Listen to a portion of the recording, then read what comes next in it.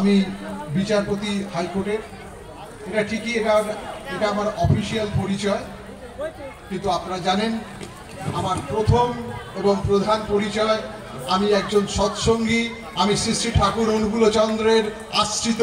এটাই আমার সব থেকে বড় পরিচয়, এর থেকে বড় পরিচয় আর কিছু আমার নেই।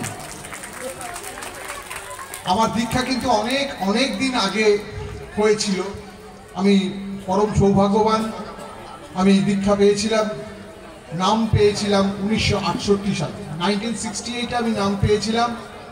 ইষ্টভৃতি করতাম তখন থেকেই, আর তাই আজ যা কিছু হয়েছে তার সব কিছুই কিন্তু শ্রী শ্রী ঠাকুর অনুকূলচন্দ্রের আদর্শ। এটাই আমি সব সময় বিশ্বাস করি এবং সব জায়গায় সেটাই বলার চেষ্টা করি। এখন আপনাদের সামনে সব নতুন নতুন বিষয় অবতারণার কথা বলেছেন। আমি কি বলবো ভাবছিলাম যে এখানে এসে আমি কি বলবো, হঠাৎ একটা লেখা দেখলাম, অদ্ভুত লাগলো লেখাটা।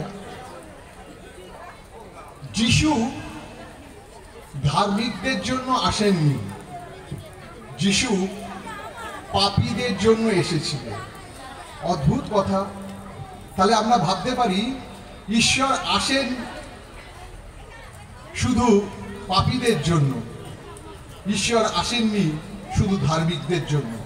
এই যদি কথার পরিপ্রেক্ষিত হয় তাহলে একটা বিতর্কের অবকাশ থেকে যায় যে ঈশ্বর কি শুধু অধার্মিকদের জন্য এসেছেন, ধার্মিকদের জন্য আসেননি?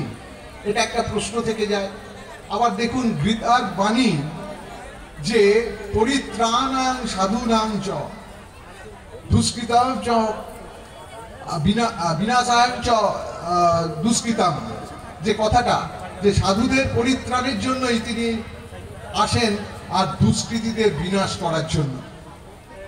তাহলে পাপীদের বিনাশ করার জন্য কি ঈশ্বর আসেন? সেটাও একটা গভীর প্রশ্ন, বিতর্কের প্রশ্ন। কিন্তু শ্রী শ্রী ঠাকুর অনুকূলচন্দ্রের যে আদর্শ, সেখানে আমরা দেখলাম যে না, পাপীদের তিনি বিনাশ করতে আসেননি, পাপীদের তিনি সংশোধন করতে চেয়েছেন। শ্রী শ্রী ঠাকুর অনুকূলচন্দ্রকে প্রশ্ন করা হয়েছিল যে যাদের কেউ ভালো চোখে দেখে না, যাদের কেউ পাত্তাই দেয় না জীবনে, যারা দুষ্কৃতী, তাদেরও আপনি আশ্রয় দেন। শ্রী শ্রী ঠাকুর অনুকূলচন্দ্র বললেন আমি কি করব, ওরা আমার হতভাগা সন্তান আর আমি ওদের বোকা পিতা। ভাবি যদি কখনো ফিরে আসে জীবনের পথে।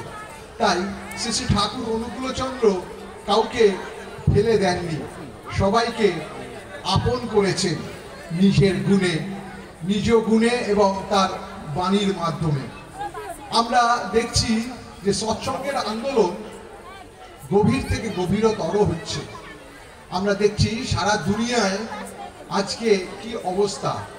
আমাদের আশেপাশের দেশগুলোর দিকে তাকালে আমরা শিউরে উঠছি।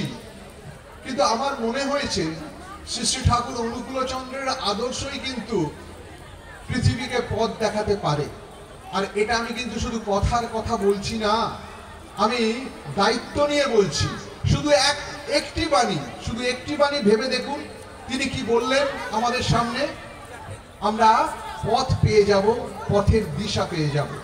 শ্রী শ্রী ঠাকুর অনুকূলচন্দ্র বলছেন যে তুমি হিন্দুই হও, তুমি মুসলমানই হও বা বৌদ্ধ খ্রিস্টানই হও, যতক্ষণ পর্যন্ত প্রত্যেকে সচেষ্ট বাঁচাবার স্বার্থ হইয়া না উঠিতে পারিতেছ, ততক্ষণ কিন্তু ধর্ম তোমার কাছে দীপ্তিহীন, নিষ্প্রভ। এই একটা কথার, একটা বাণীর মধ্যেই আমরা কিন্তু আজকের দিনের অনেক সমস্যার সমাধান হয়ে যায়। আমরা ধর্ম করি কিন্তু ধর্মের আসল ভিত্তিটা না জেনে।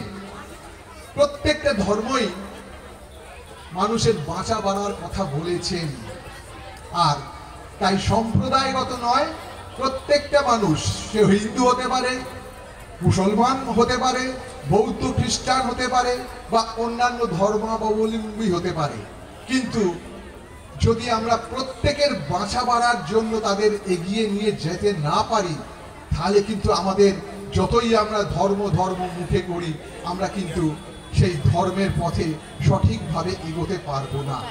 শ্রী শ্রী ঠাকুর অনুকূল চন্দ্র তাই আমাদের কাছে আদর্শ তিনি নিজে রেখে গেছেন, আচার্য পরম্পরাকে রেখে গেছেন, আর সেই বাণীর মধ্যে দিয়ে আমরা এগিয়ে যাচ্ছি, আরো থেকে আরো তর হয়ে উঠছি। আপনাদের কাছে আমি আসতে পেরে আমার খুব ভালো লাগছে। আজকে অনেক অনেক অনুষ্ঠান আছে আপনাদের, আমি শুধু আপনাদের সঙ্গে যোগ দিতে পেরেছি, আমার নিজের খুব ভালো লাগছে। আপনারা সবাই ভালো থাকবেন, সবাইকে ভালো রাখবেন। জয় গুরু, বন্দে পুরুষোত্তম।